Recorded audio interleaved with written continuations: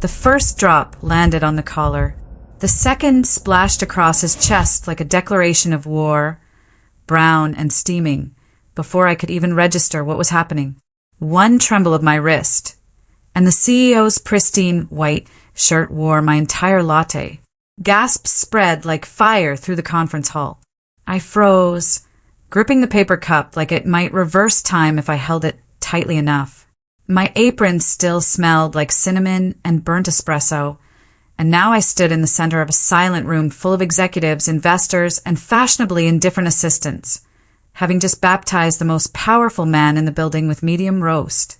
My name tag even tilted sideways, as if embarrassed to be associated with me. I could barely lift my eyes to look at him, expecting outrage or security, or at the very least a sigh of cold condescension. But instead he laughed, not just a polite chuckle or a forced smirk. A real, full-bodied laugh, as if someone had just told him the best story of the week. "Well," he said, brushing off a drip with his thumb, "looks like someone wants me to change my outfit before the board photo." People stared. Murmurs bubbled around us. I wanted the earth to swallow me whole, or at least for the coffee to evaporate off his shirt and take me with it.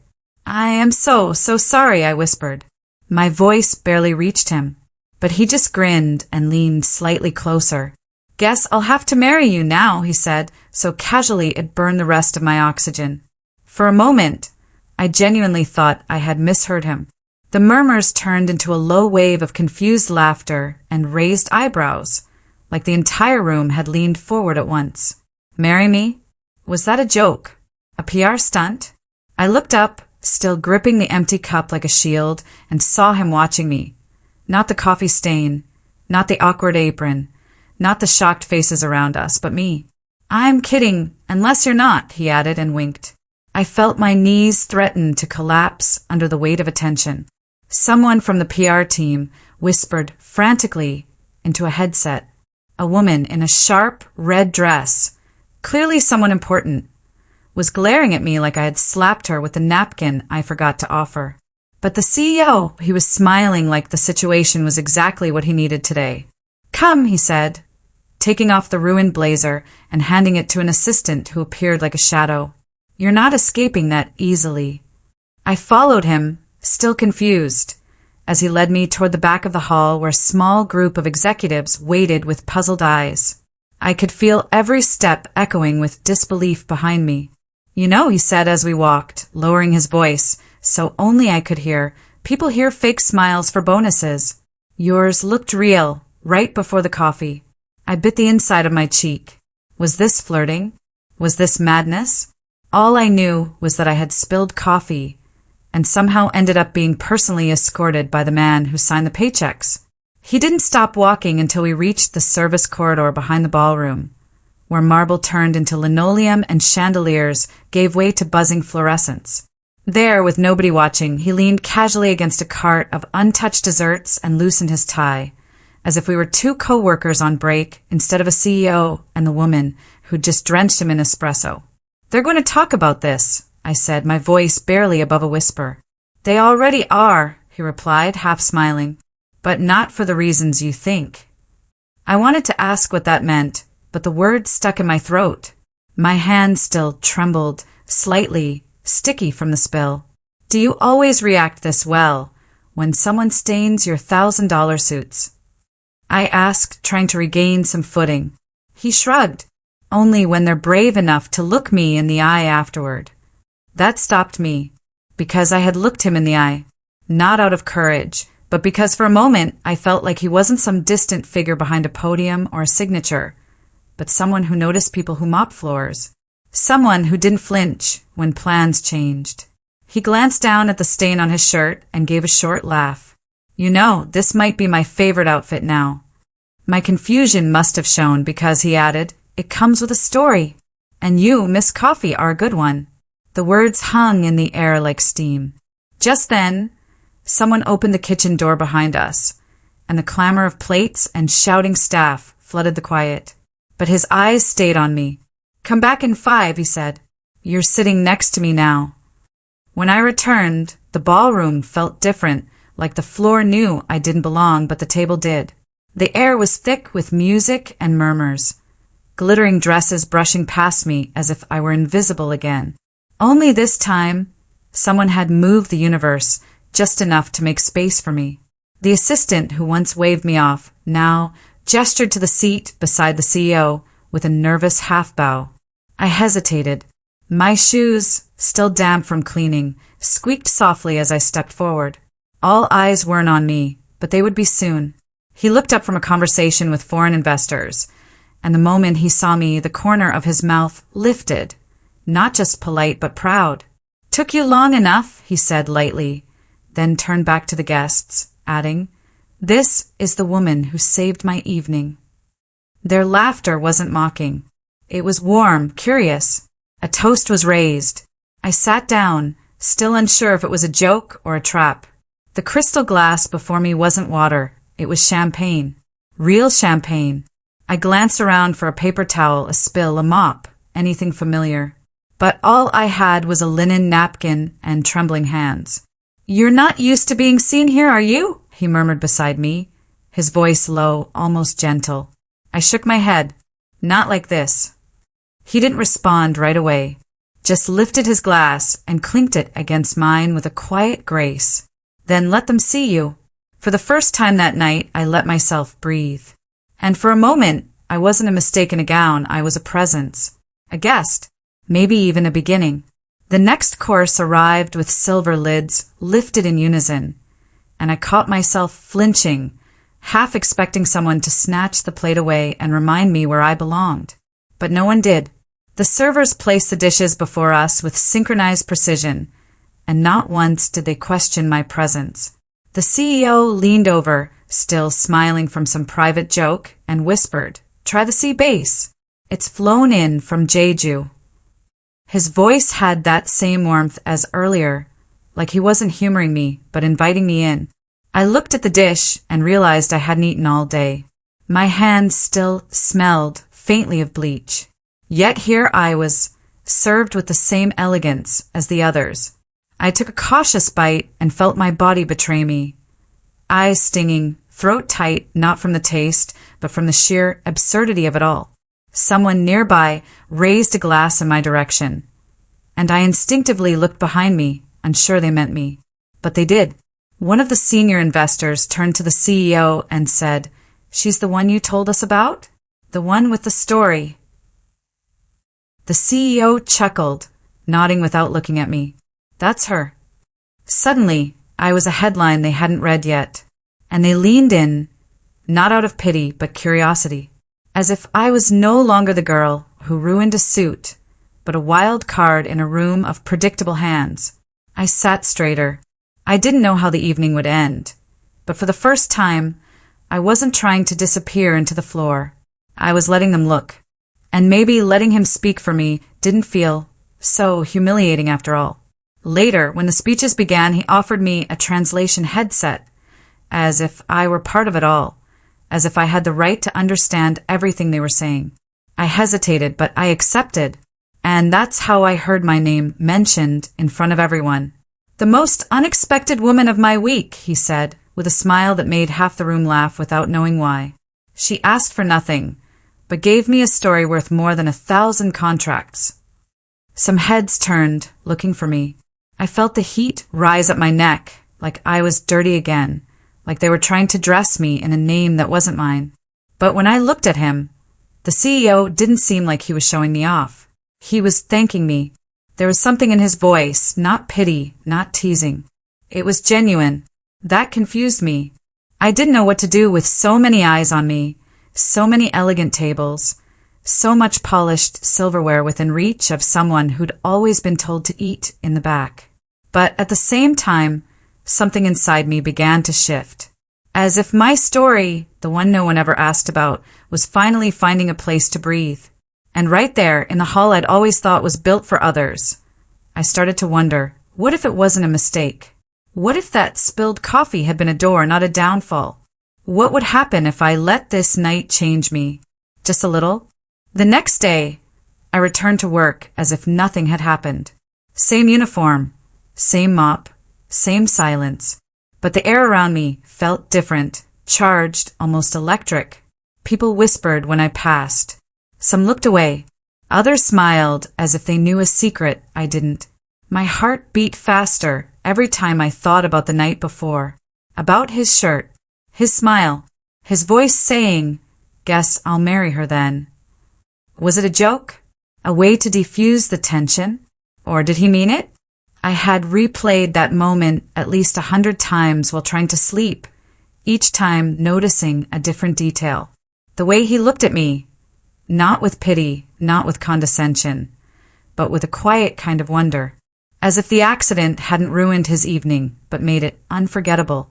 I kept my head down, scrubbing coffee stains that weren't even there. I tried to act normal, invisible, but I couldn't ignore the way my chest tightened every time I heard footsteps. And then they stopped, right behind me. I turned slowly.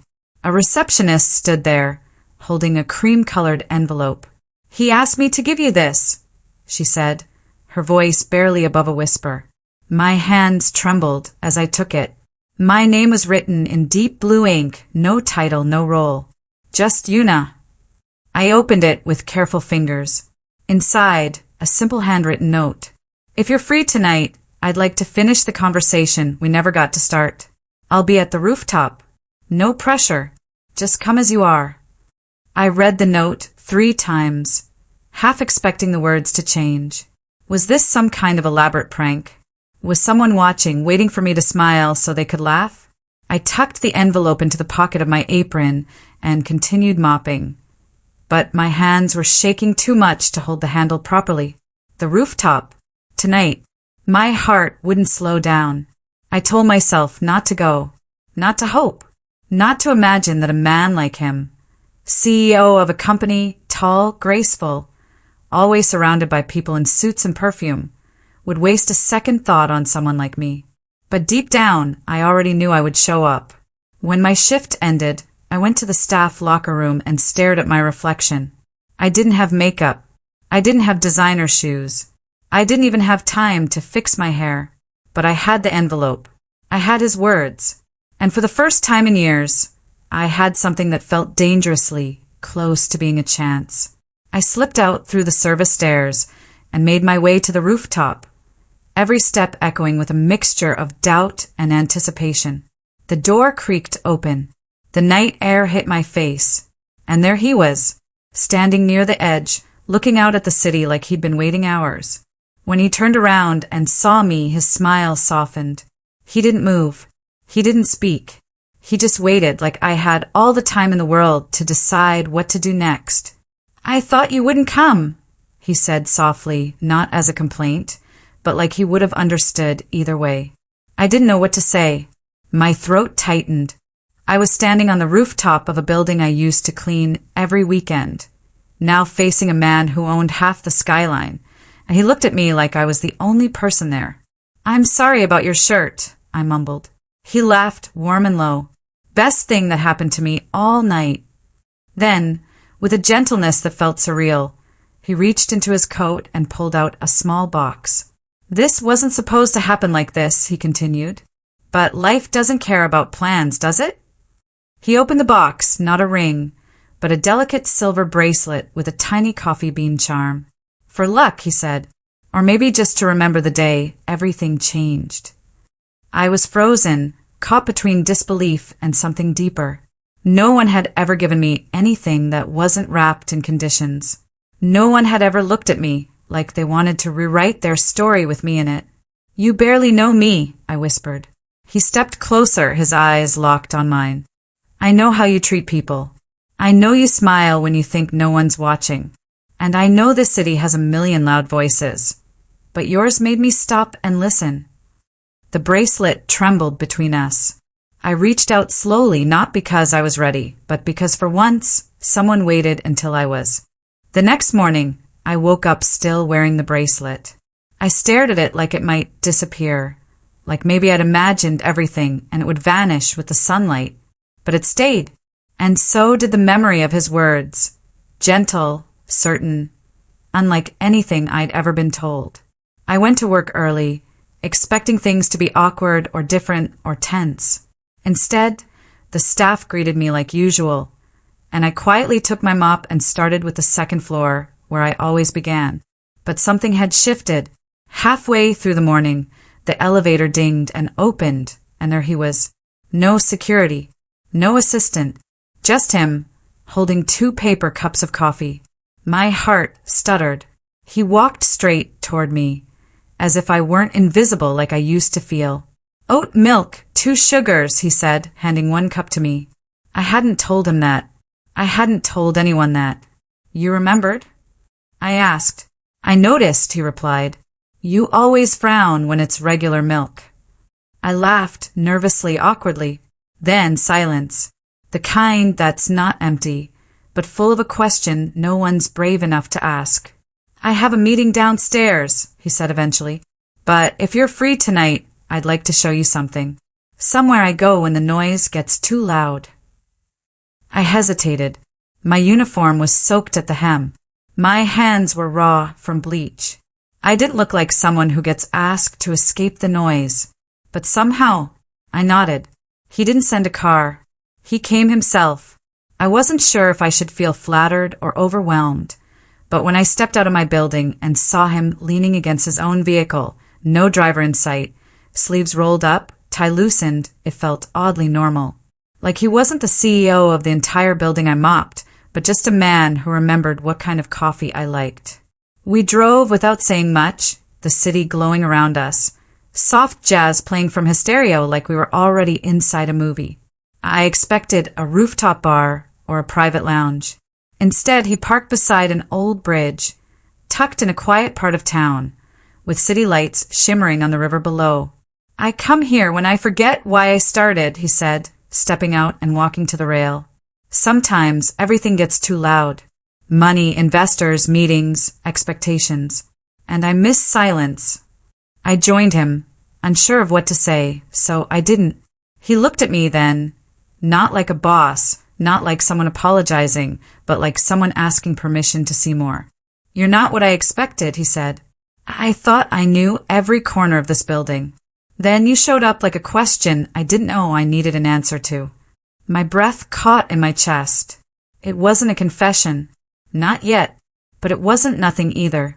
I glanced at the river, feeling its stillness settle in me.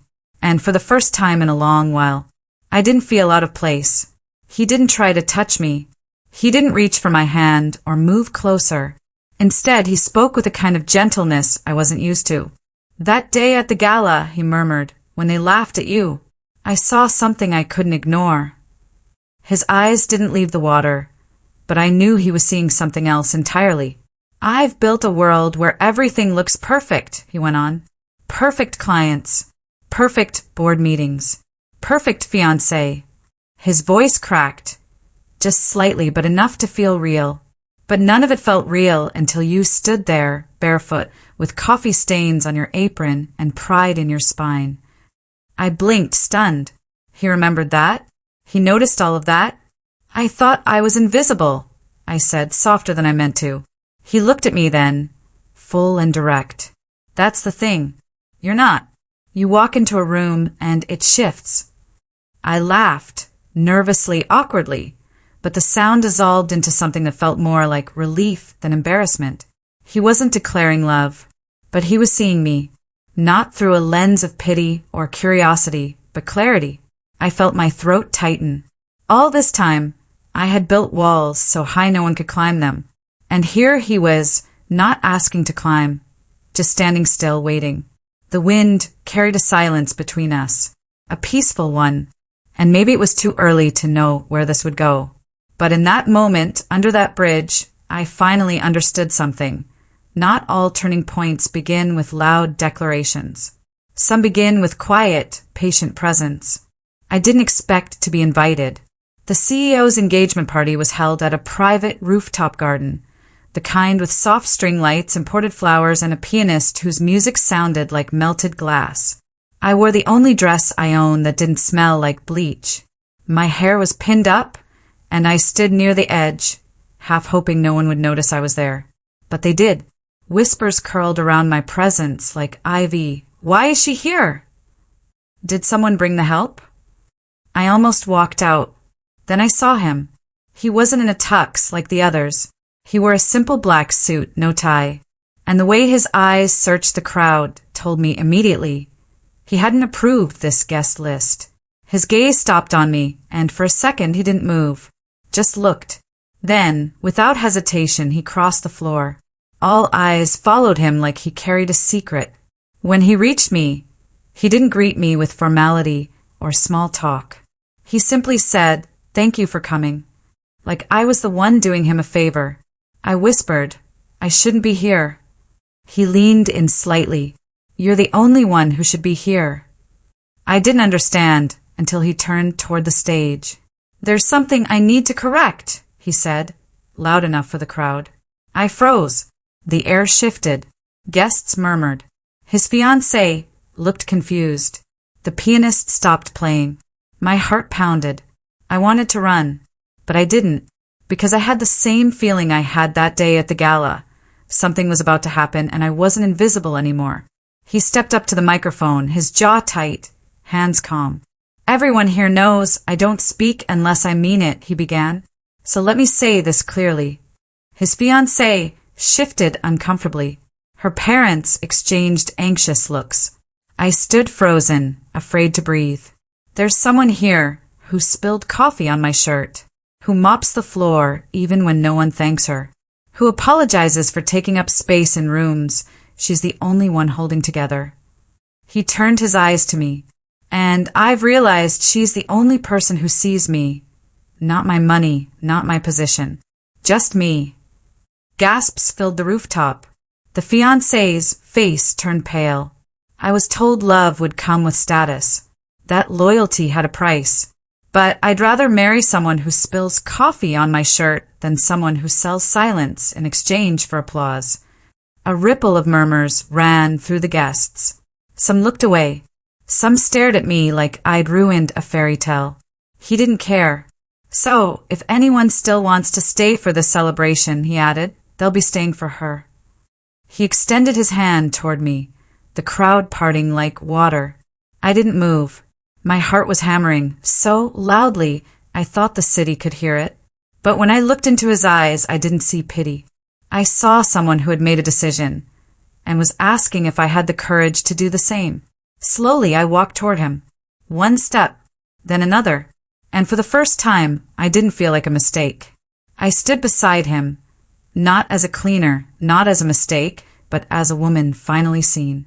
The silence stretched until the chef, who had witnessed it all, raised a glass and said, "To the woman who changed the story." A few clapped, uncertain, hesitant. Then more followed, not for the spectacle, but for the truth of it.